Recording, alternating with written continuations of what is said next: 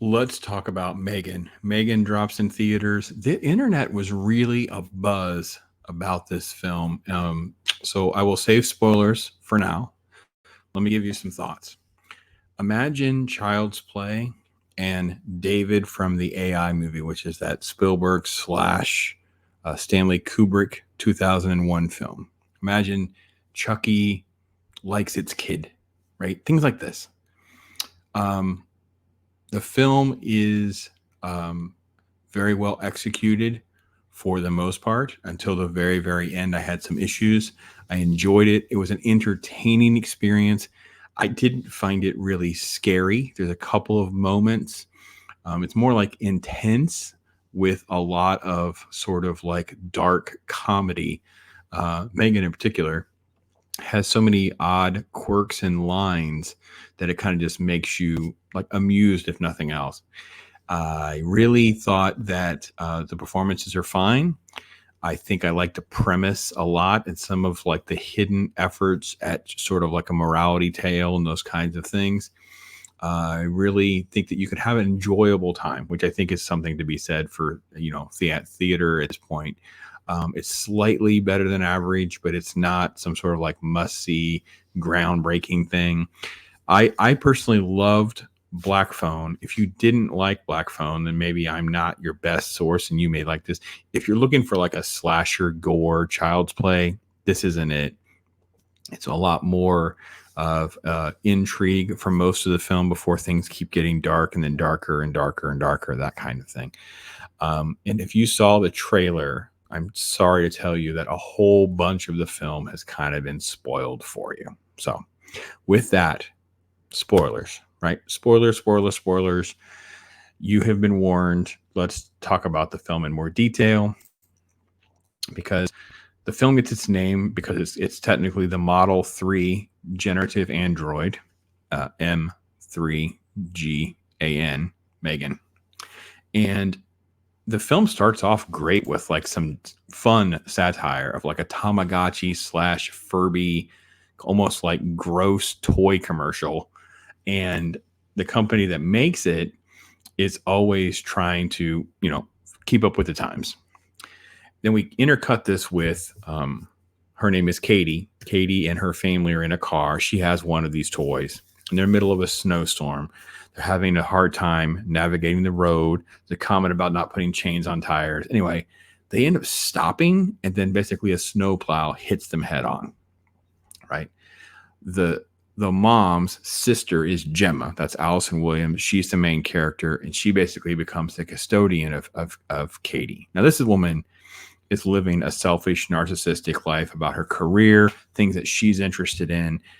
There's a line about, I don't even know how to take care of a plant, let alone a kid, but she's doing her best. And ultimately, she's trying to roll out secretly. She's spending tons of money developing this M3GAN prototype, which completely melts down into a big mess when it's first presented to her boss. And then the story kind of goes very slow, where Cady is introduced ultimately to M3GAN and almost like a therapy situation, right? And when it's presented to David and the board or whatever, because there's all this time spent on it, you think M3GAN's just more like weird and still quirky, but you realize there's a sweetness because she's bonded to Cady, and it's really, really good. And there's and they're like, okay, we were all in on this. We're going to invest this money. They ramp it up, and you have this elevation that keeps going with the company getting greedy and wanting more. And there's like the little seeds are planted early. Like, is this like a surrogate parent doll? Like the doll's going to do things that parents should do, right? And what would be the consequences of that, right? And they have this little thing about, M3GAN does the little things so you can focus on things that matter, which, obviously should be your kid, but it's playing into that narcissism and that arrogance and selfishness that Gemma herself is already portraying, right? So as the film starts to move through the next phase, and there's different little sort of like struggles and things that kind of come into play. The neighbor has a crazy dog that's causing a problem. So there's ultimately conflict that involves the dog and the neighbor. And there's more like Cady and M3GAN become very isolated. So Gemma's trying to figure out a way to get her into some sort of schooling or get her out into social interaction. So that leads to another set, which leads to another conflict. So as the film progresses, you get great little suspenseful moments where you, the audience, knows more than the characters do. And you're constantly like, you've got that don't do this, don't do that sort of mindset because you know it's getting darker and darker and darker. But the characters don't know that yet. The characters are always behind you, right? There's a therapy session that is kind of played into this as well because she's sort of like, foreshadowing in the metaphor of like, this is going to be really bad. And of course, gradually as they go, there seems to be pushback about the safety mechanisms on M3GAN. They say, well, turn off. And then she'll say things like, are you sure? We're having a conversation here. So she's gradually gaining more self-awareness and control. And that's kind of how the film goes along. And then ultimately, once it starts to turn really dark, so like hardcore, like child's play, right? And you saw this in the trailer. Like if you've seen the trailer, you've seen it. Like she's in the woods and she says, you should run. And then she's running on all fours, chasing this boy who was basically like a complete abusive kid. And it's like the whole, bad boys grow up to be bad men. And he runs into traffic and gets killed. Completely spoiled in the trailer. Totally disappointed in that scene. So as they go on and you have conflict with the neighbor and this dog, more murder, more chaos, creepy, right? And then Gemma ultimately does trick M3GAN and turns her off. There's like a safety switch, like if she lifts her head, right? And Cady is coming completely unglued, especially at the work area, this little playroom that she's in.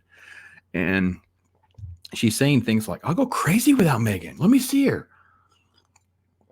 And basically, this is a message about unresolved grief, right? The kid is avoiding dealing with the death of her parents because of this doll. And that's part of the underlying theme of this thing. You can't dodge this forever. You can't dodge your responsibilities as a parent. You can't dodge your dealing with grief and loss, those kinds of things. And then it kind of culminates with this final sequence where M3GAN is at this toy factory and she's basically like subdued.